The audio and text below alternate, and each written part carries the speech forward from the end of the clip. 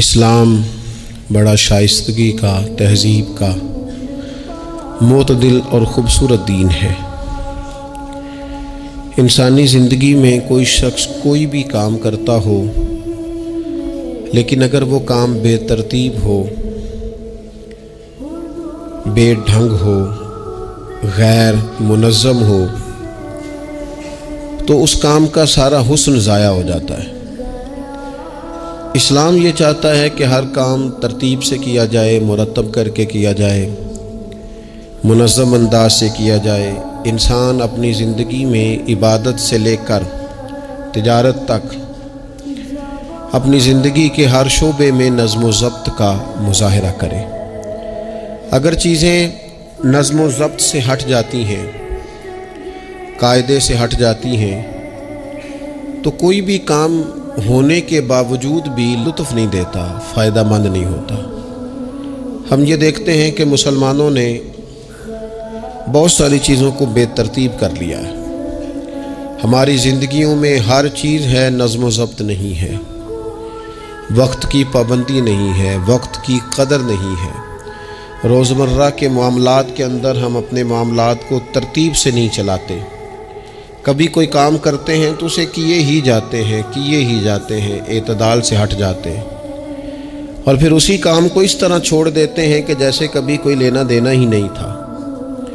اس سے انسان ایک بھرپور زندگی نہیں گزار سکتا، وہ وقتی اور جذباتی فیصلوں کا قائل ہو جاتا ہے۔ اس کی زندگی کے اندر ہر چیز ایک مخصوص وقت کے لیے اور ایک مخصوص ٹائم کے لیے آتی ہے، اور ایک مخصوص ٹائم کے لیے وہ چیز وہاں سے رخصت ہو جاتی ہے۔ اس میں کوئی شک نہیں کہ ہم انسان ہیں، ہمارے اندر کمزوریاں ہیں، باوجود کوشش کے بڑی جگہوں پہ غلطیاں، سستیاں، کمزوریاں رہ جاتی ہیں۔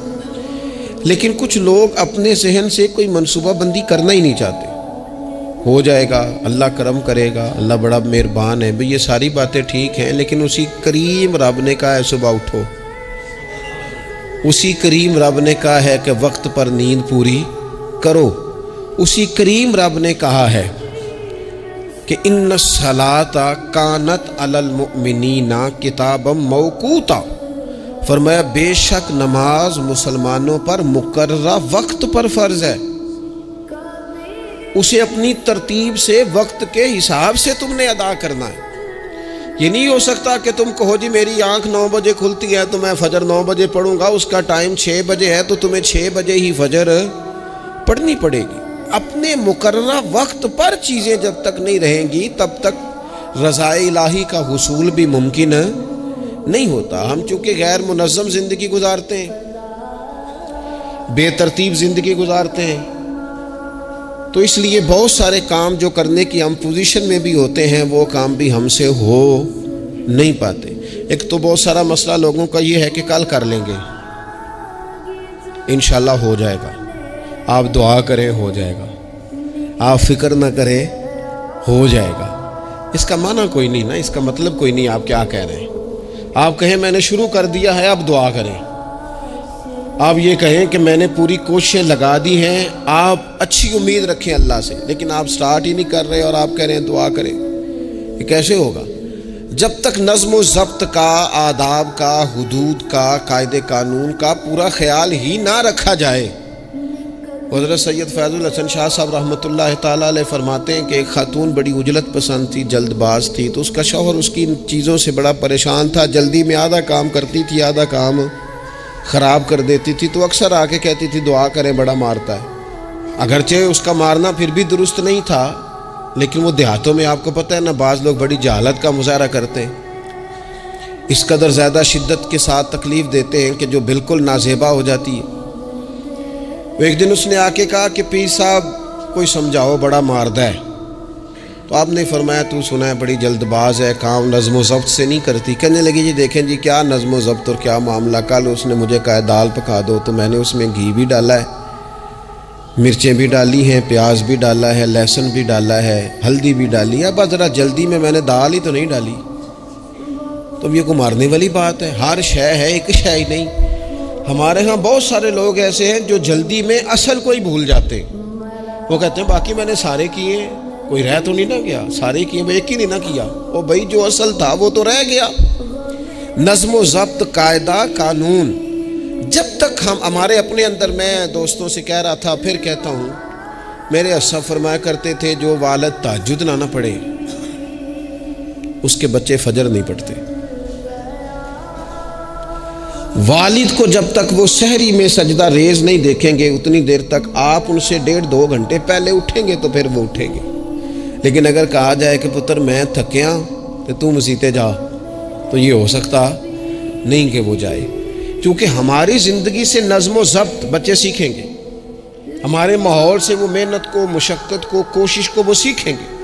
اگر ہم اپنے ماحول میں نظم و ضبط نہیں لائیں گے تو آنے والی نسل کے اندر نظم و ضبط منتقل ہو سکتا، تو اس کے منتقل کرنے کے لیے ضروری ہے کہ پہلے ہماری زندگی کے اندر نظم و ضبط۔ آپ دیکھیں شریعت اسلامیہ نے ہر کام کا نظم و ضبط بنایا ہے۔ نماز اللہ کی عبادت ہے نا، بستر سے اٹھ کر سیدھا مسجد میں آ کے جہاں آپ کا جی چاہے نماز پڑھنے کی اجازت نہیں ہے۔ آپ اٹھیں، آپ کا لباس پاک ہونا چاہیے، آپ نے وضو کیا ہوا ہو، آپ کو سمت قبلہ کا پتہ ہو، آپ کا منہ کعبہ شریف کی طرف ہو، جس جگہ آپ نے نماز پڑھنی ہے وہ جگہ پاک ہو، آپ کا لباس پاک ہو، وقت کا تعین ہو، نماز کے آداب آپ کو آتے ہوں، آپ بیت اللہ شریف کی طرف رخ کریں گے، کانوں تک ہاتھ اٹھائیں گے، آپ ان ہاتھوں کو منظم طریقے سے باندھیں گے، وقت پر رکوع کریں گے، رکوع میں کمر سیدھی ہونی چاہیے۔ آپ رکوع سے اٹھیں گے تو ایسے نہیں کہ کوئی بات نہیں اللہ قبول کر لے گا، جب تک آپ کی کمر پوری ٹھیک نہیں ہوتی رکوع سے اٹھتے وقت آپ کی نماز مکمل نہیں ہوتی۔ آپ سجدے میں جائیں گے تو پیشانی جمنی چاہیے، ناک جمنی چاہیے، آپ کے پاؤں کی انگلیاں زمین پر لگنی چاہیے۔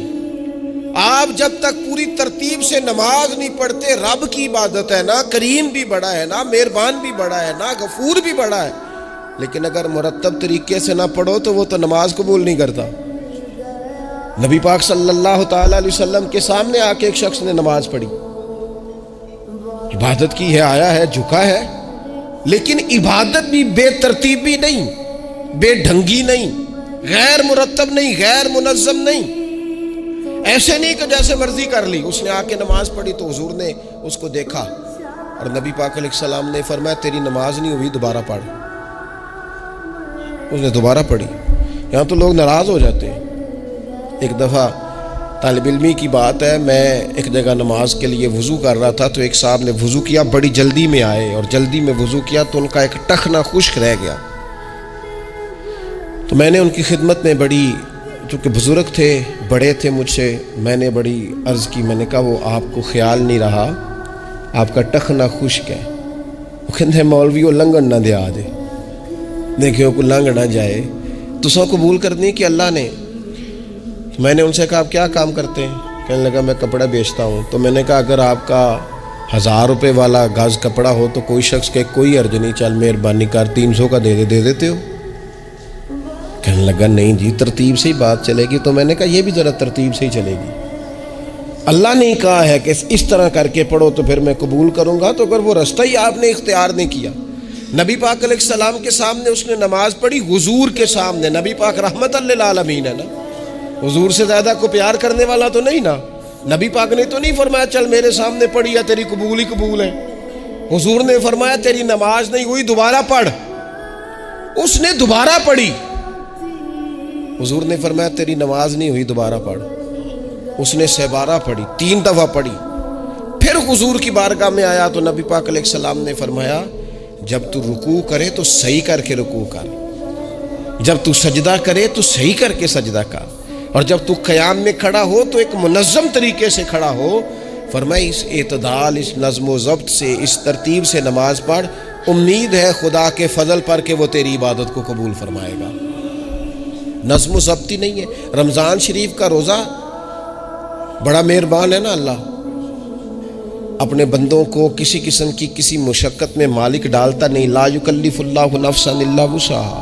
لیکن آپ یہ نہیں کہہ سکتے کہ میری آنکھ چونکہ صبح 9 بجے کھلی ہے تو مجھے تھوڑی شریعت گنجائش دے دے کہ میں تھوڑی سی روٹی کھا لوں پھر نہیں کھاؤں گا مغرب تک، یہ گنجائش نہیں ملے گی۔ نظم و ضبط ہے، ترتیب ہے، اس کا قاعدہ ہے، اس کے اصول ہے، اس کا ضابطہ ہے۔ سحری میں اٹھیں گے آپ، اگر آپ کی آنکھ نہیں کھلی ہے تو آپ کی اجازت چلی گئی، وقت ختم ہو گیا۔ آپ بے ترتیب ہوئے، آپ غافل ہوئے، آپ نے کیوں لمبی نیند کی، آپ کیوں وقت پہ نہیں اٹھے؟ زکوٰۃ ہے، آپ کو ٹائم دیا گیا ہے کہ اضافی رقم آپ کے پاس ہو، آپ کے اخراجات سے زیادہ ہو، کس منظم طریقے سے زکوٰۃ فرض کی گئی ہے، اور یہ وہ نظم و ضبط ہے جس سے بندے کو تکلیف نہیں ہوتی۔ یعنی آپ کی ضروریات سے زیادہ مال ہو، اس مال کی قیمت 7.5 تولے سونے کے برابر یا 52.5 تولے چاندی تک پہنچ جائے، پھر وہ کل پہنچی ہے تو آج زکوٰۃ فرض نہیں، اس پر سال گزر جائے، پھر بھی وہ سارا نہیں دینا، اس میں سے 2.5% دینا۔ نظم و ضبط سے اللہ تعالیٰ نے توفیق دی نا جب بیت اللہ شریف کا حج کرنے کی، تو میں واپس آیا تو مجھے ایک طالب علم نے پوچھا، اس نے کہا کہ اس کا خیال تھا چونکہ اللہ کے فضل سے ہم خانقاہی لوگ ہیں تو بعض لوگوں کا خیال ہوتا ہے کہ شاید کوئی بہت انوکھی بات اور انفرادی بات ملے گی، تو خانقاہ شریف میں یا طریقت میں یا اہل تصوف میں باتیں انوکھی نہیں ہیں، باتیں روٹین کی ہیں، بس وہ یہ کہتے ہیں کہ ذرا ان کو درد سے ان پر عمل کرو، اپنے دل میں اس کا نفاذ کرو، روح میں اتارو۔